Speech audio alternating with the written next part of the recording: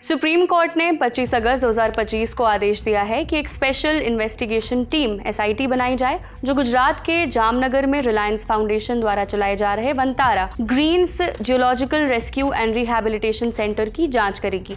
वंतारा का नेतृत्व कर रहे हैं अनंत अंबानी।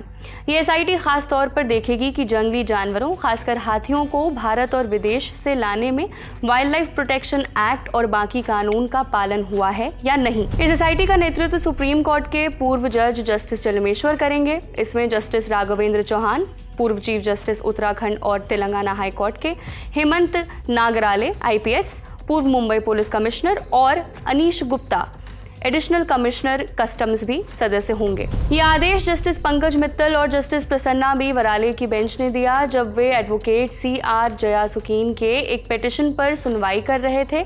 इस याचिका में सेंटर के कामकाज पर गंभीर आरोप लगाए गए थे। हालांकि लाइव लॉ के रिपोर्ट के मुताबिक कोर्ट ने कहा कि याचिका में केवल आरोप लगाए गए हैं, ठोस सबूत नहीं दिए गए हैं। नॉर्मली ऐसे याचिका पर विचार नहीं किया जाता, लेकिन कोर्ट ने यह भी कहा कि अगर सरकारी संस्थाएं या कोर्ट सही तरीके से जांच करने में नाकाम है तो न्याय के हित में एक इंडिपेंडेंट इंक्वायरी कराना जरूरी है।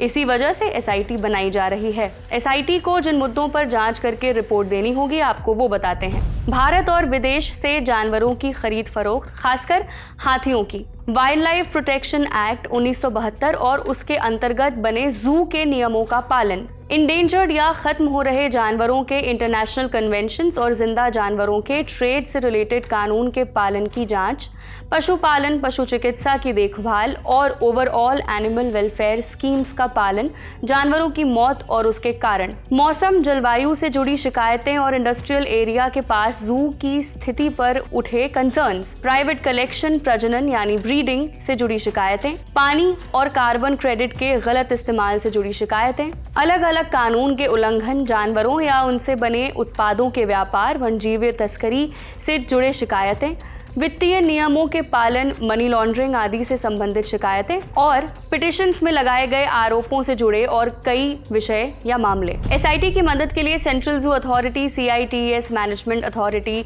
Ministry of environment, forest and climate change और गुजरात स्टेट उसके फॉरेस्ट और पुलिस डिपार्टमेंट सहित को पूरा कॉपरेशन करना होगा। कोर्ट ने साफ कहा कि ये ऑर्डर किसी पिटिशन पर कॉमेंट नहीं है और न ही इसे ऐसे समझा जाए कि किसी स्टैट्यूटरी अथॉरिटी या वंतारा के काम पर कोई भी डाउट किया जा रहा है।